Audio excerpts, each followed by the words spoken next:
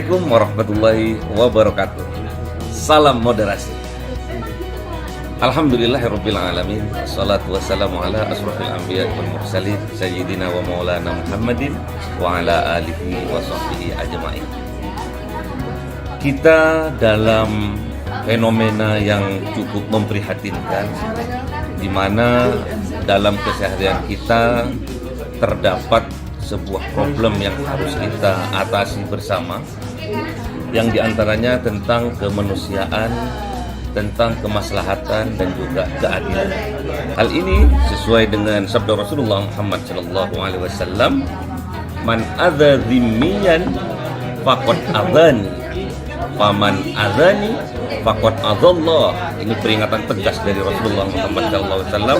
Barang siapa membenci kafir zimmi yang bersosial baik dengan kita, maka dia sungguh-sungguh membenci aku, kata Rasulullah Muhammad SAW. Dan barang siapa membenci Rasulullah Muhammad SAW, berarti dia juga membenci Allah Subhanahu wa Ta'ala. Hal inilah sebuah kemalapetakaan buat kita apabila kita tetap berada dalam ujaran kebencian terhadap sesama, terhadap antar beragama. Berbicara tentang moderasi beragama, ini adalah suatu hal keniscayaan yang harus diperbuat atau diterapkan oleh semua lapisan masyarakat, lebih-lebih di lingkungan kampus yang kita cintai, mulai dari tingkat rektor sampai dengan level mahasiswa.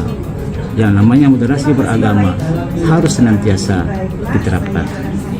Allah Subhanahu wa Ta'ala telah berfirman dalam surat Al-An'am ayat 48.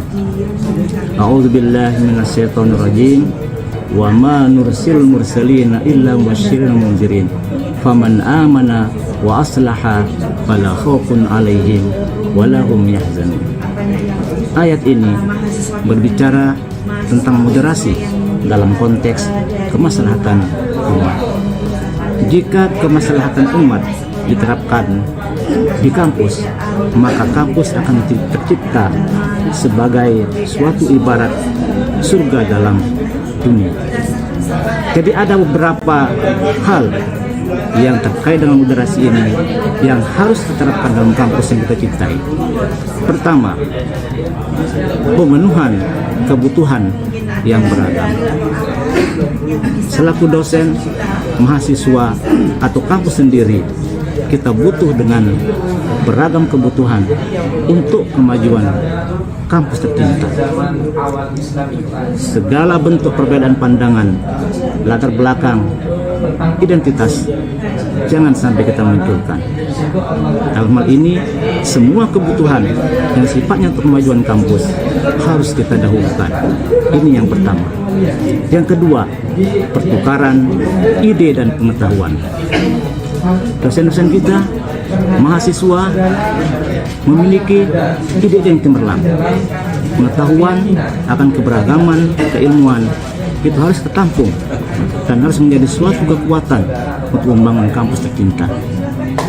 Yang ketiga, pencegahan konflik dan ketegangan.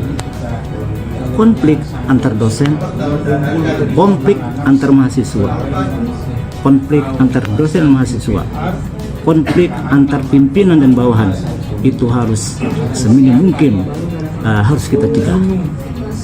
Yang keempat, pengembangan kemampuan yang sifatnya kritis.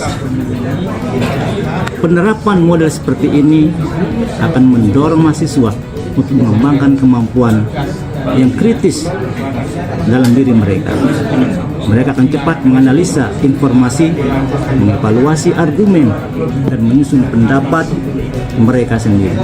Sehingga nanti akan tercipta lulusan yang lebih terampil dan bisa memecahkan masalah, terutama masalah dalam kehidupan mereka sendiri.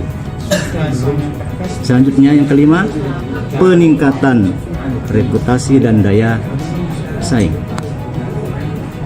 Perguruan tinggi kita perlu memiliki reputasi yang baik di dalam masyarakat. Dan juga kampus kita perlu memiliki daya saing yang harus melebihi daripada kampus-kampus yang lain. Karena dengan adanya dua faktor ini, maka kampus kita akan menjadi kampus yang diperhitungkan oleh orang banyak. Yang selanjutnya adalah kolaborasi antar disiplin ilmu. Kampus menyediakan beragam ilmu untuk diadopsi oleh mahasiswa.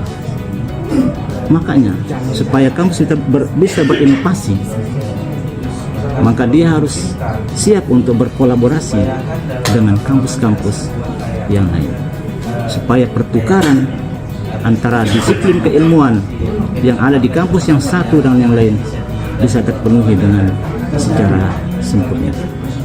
Sepertinya ini adalah hal-hal yang harus kita lakukan sebagai insan akademik untuk kemajuan kampus dalam konteks moderasi beragama.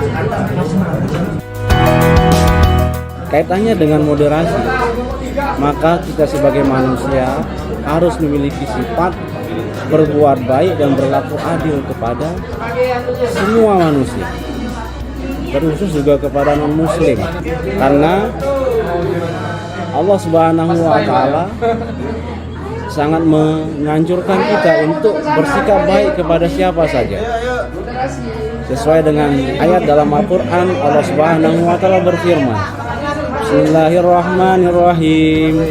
La yanhaakumullahu 'anil ladzina lam yuqatilu fid-din wa lam yukhrijukum min diyarikum an tabarruhum wa tuqsitu ilaihim innallaha yuhibbul muqsitin. Allah tidak melarang kamu berbuat baik dan berlaku adil terhadap orang-orang yang tidak memerangi kamu karena agama dan mengusir kamu dari negerimu. Innallaha la yuhibbul muqsitin. Sungguh Allah mencintai orang-orang yang berlaku adil. Al-Quran surat Al-Mumtahanah ayat 8. Berangkat dari ayat ini, maka kita sebagai manusia dituntut untuk berbuat baik kepada siapa saja, terlebih kepada orang-orang yang non-muslim, karena ini merupakan perintah Allah Subhanahu wa Ta'ala. Kepada orang yang di luar muslim itu dituntut oleh Allah Subhanahu wa Ta'ala untuk tetap berbuat baik dan berlaku adil. Karena adil itu manusia akan mencapai sebuah kedamaian. Inilah moderasi beragama yang harus kita aplikasikan dalam kehidupan sehari-hari. Sebagai seorang dosen, saya memiliki tanggung jawab untuk merawat keutuhan NKRI, khususnya dalam skup tema nilai-nilai kemanusiaan, kemaslahatan umum, dan keadilan dalam konteks moderasi beragama.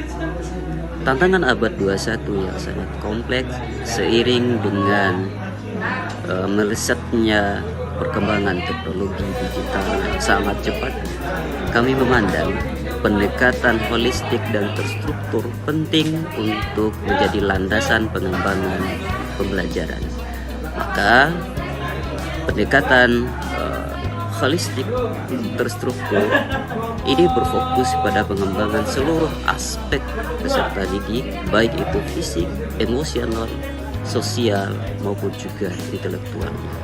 Oleh karena itu, strategi pembelajaran abad 21 seperti project based learning, problem based learning, inquiry, cooperative learning, collaborative learning, integrative learning itu menjadi pilihan yang tepat untuk mengajarkan nilai-nilai kemanusiaan, kemaslahatan umum, dan keadilan. Maka menanamkan nilai-nilai baik kampus itu menjadi salah satu pilihan penting untuk merawat nilai-nilai itu. Demikian, Assalamualaikum warahmatullahi wabarakatuh. Mari kita wujudkan keadilan kemanusiaan untuk kemaslahatan bersama. Salam moderasi.